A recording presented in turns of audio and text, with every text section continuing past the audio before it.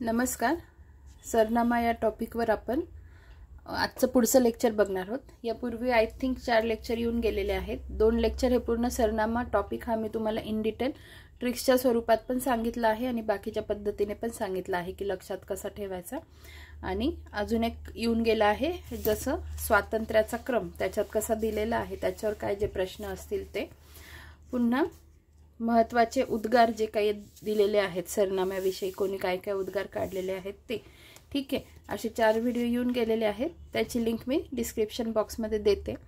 आणि आजचा व्हिडिओ काय असणार आहे तर बघा, 42वी घटना दुरुस्ती 1976 ची होती. इथे प्रिंटिंग मिस्टेक झालेली आहे, 1942 ची लिहिलं गेलं आहे, पण 1942 ची नाही, 42वी घटना दुरुस्ती. ठीक आहे, त्याच्यावर बघा काय प्रश्न आलेला आहे. आणि छान प्रश्न आहे की थोडं जर इन डेप्थ नॉलेज असलं असतं तर आपण रिस्क घेऊन उत्तर टिक करू शकलो असतो. ठीक आहे, बघा, डॅश डॅश या तारखेपासून भारत एक सार्वभौम समाजवादी धर्मनिरपेक्ष लोकशाही गणराज्य आहे असे भारतीय राज्य घटनेने घोषित केले. त्याचं उत्तर काय येतं? 3/1/1977. कसं ते बघा.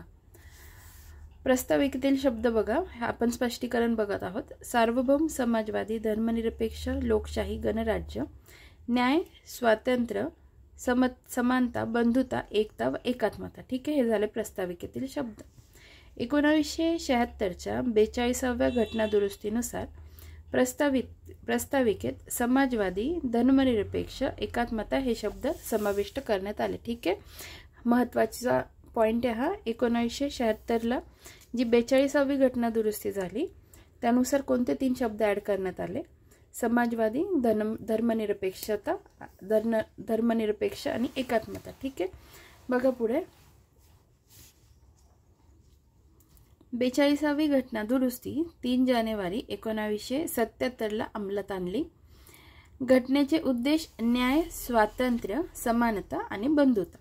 घटनेची स्वीकृती झाली आहे 26 नोव्हेंबर 1949, जी तारीख प्रिएम्बल मध्ये मेन्शन केलेली आहे. घटनेची स्वीकृती 26 नोव्हेंबर 1949 आणि घटनेचा अंमल कधी झाला आहे? 26 जानेवारी 1950. ठीक आहे, 42व्या घटना दुरुस्तीवर दुसरा आलेला प्रश्न बघा.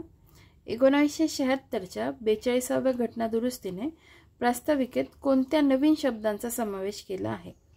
तर बघा,